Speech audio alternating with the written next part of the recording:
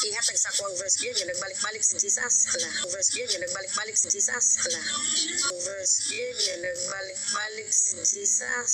Ala. Iwat kay ka sa inyong mga pag-ampo nga balik-balik sa nang plaka.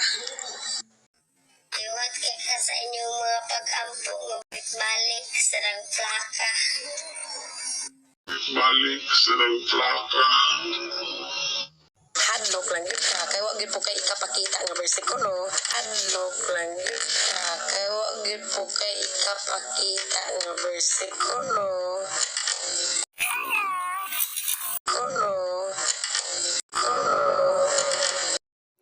Meanwhile,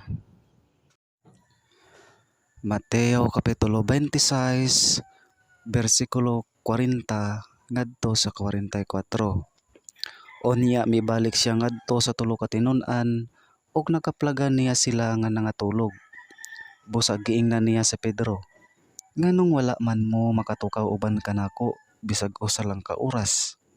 Pagtukaw kamo ug pag-ampo aron dili kamo madaog sa panulay.